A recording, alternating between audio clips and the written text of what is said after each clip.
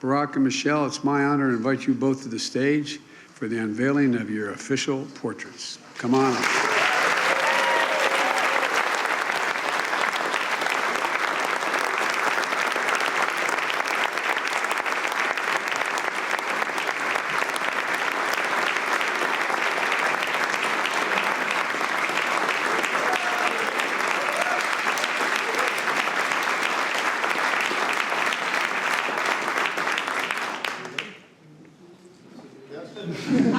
Okay.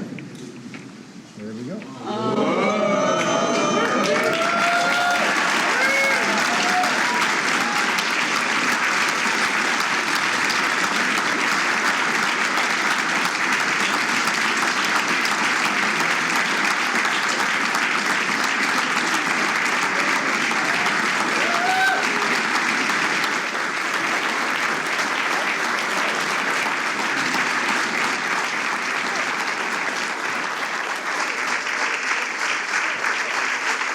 Thank you so much. Thank you, everybody. Thank you.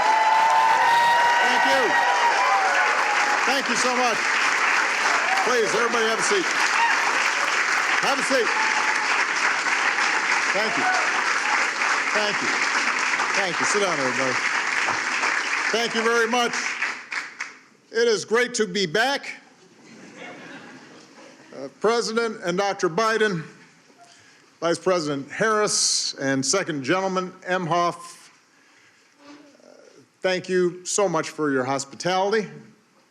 Thanks for letting us invite a few friends to the White House. We will try not to tear up the place. Someone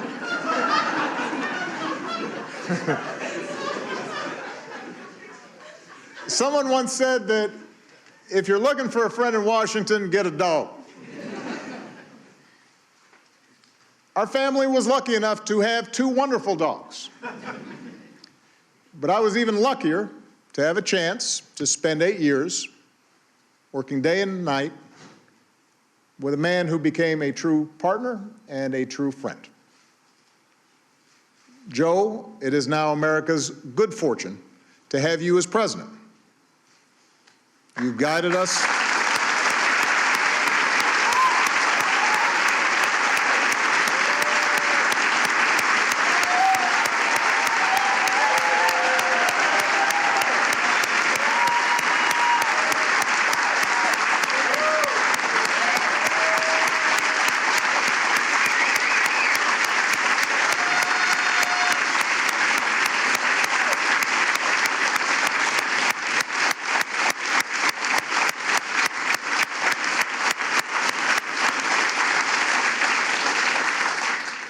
You have guided us through some perilous times.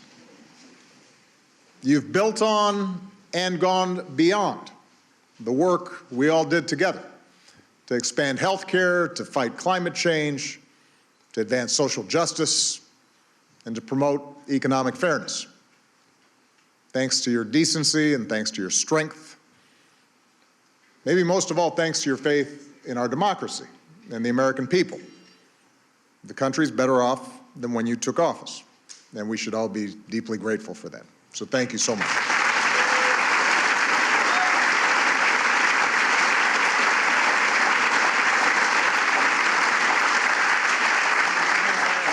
To all the former Obama-Biden staffers who are here in person, some of you are watching at home, thank you for being a part of this.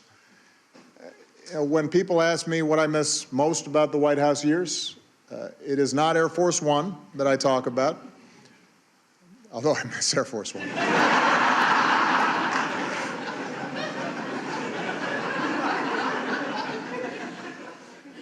It's the chance that I had to stand shoulder to shoulder with all of you. To have a chance to witness so many talented, selfless, idealistic, good people working tirelessly every day to make the world better. And for 8 years, and even longer for some of you, I drew on your energy and your dedication and your goodness. You inspired me. and I never wanted to disappoint you. And I tried to reflect the same heart and character that you displayed every day. Even during the toughest times, it was all of you that kept me going. So it's good to be back, to have a chance to see all of you, and to once again say thank you. Now, as much as I miss our work together, what's been a special joy is to see what's happened since.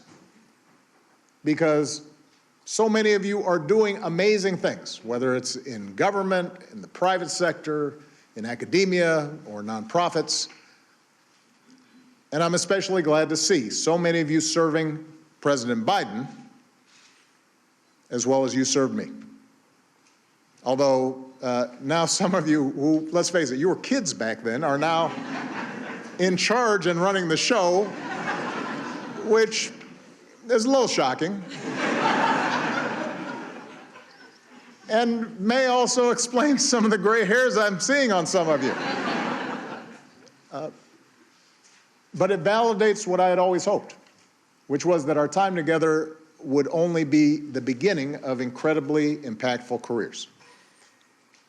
And some of you who I've had a chance to stay in touch with, I'm thrilled to see that you've started families of your own. I am a little disappointed that I haven't heard of anyone naming a kid Barack yet. Or Michelle. But there is still time.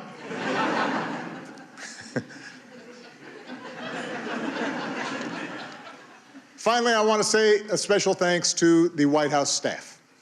We had a chance to see them all beforehand.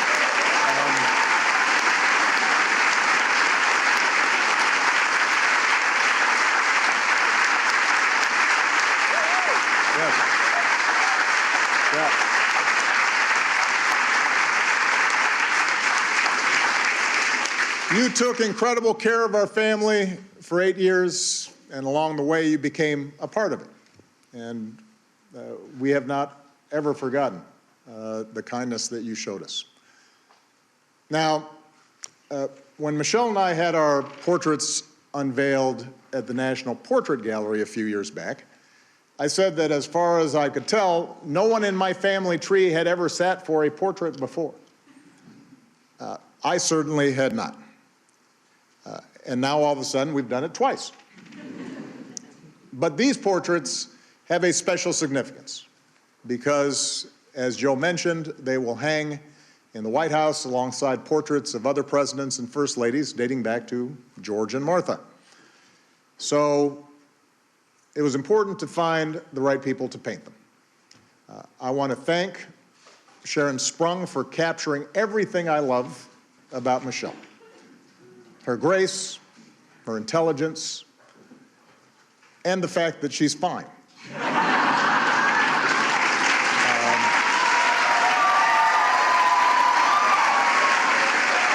Just saying.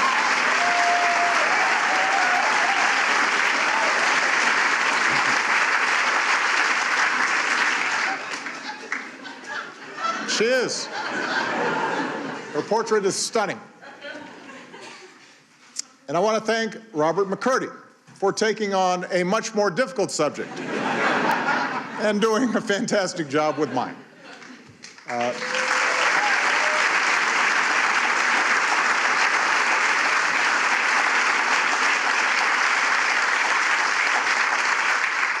Robert is known for his paintings of public figures: Toni Morrison, the Dalai Lama, Nelson Mandela, Muhammad Ali. But what I love about Robert's work is that he paints people exactly the way they are, for better or worse. He captures every wrinkle on your face, every crease in your shirt. You'll note that he refused to hide any of my gray hairs, refused my request to make my ears smaller.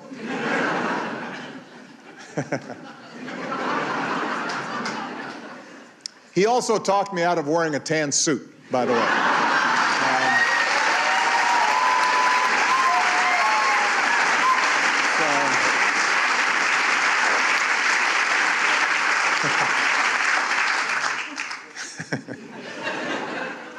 His work is so precise that at first glance it looks like a photograph.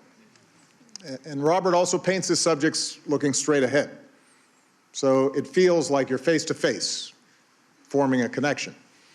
And that appealed to me, in part because presidents so often get airbrushed, even take on a mythical status, especially after you've gone, and people forget all the stuff they didn't like about you.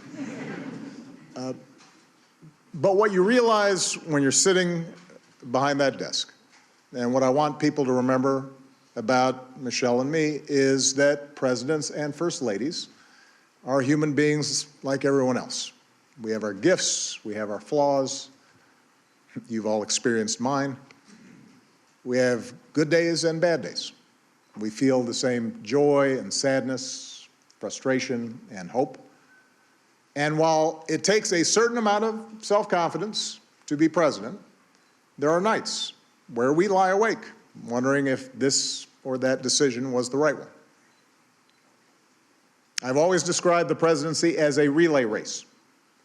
You take the baton from someone, you run your leg as hard and as well as you can, and then you hand it off to someone else, knowing that your work will be incomplete. The portraits hanging in the White House chronicle the runners in that race. Each of us tasked with trying to bring the country we love closer to its highest aspirations. And when future generations walk these halls and look up at these portraits, I hope they get a better, honest sense of who Michelle and I were. And I hope they leave with a deeper understanding that if we could make it here, maybe they can too. They can do remarkable things too. Now, it is my pleasure to introduce someone who needs no introduction. Michelle was the best thing about living in the White House, and let me tell you, the pastry chefs here deliver delicious pies on request. So that is saying something.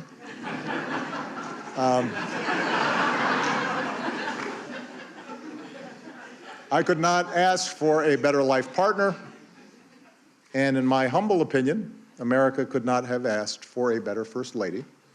Please give it up for Michelle Obama.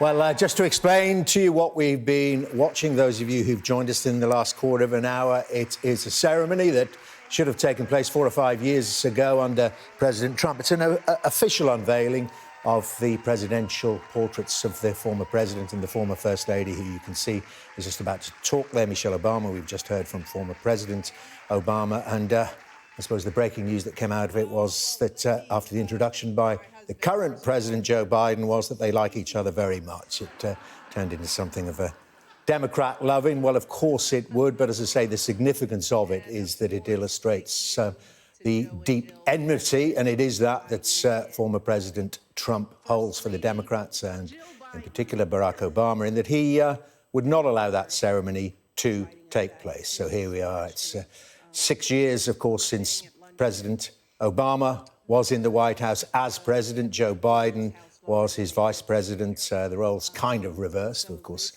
no formal office for former President Obama, but Joe Biden, they're very fulsome in his praise for Barack Obama and also promising to uphold the principles that he and President Obama upheld while they were both together in the White House.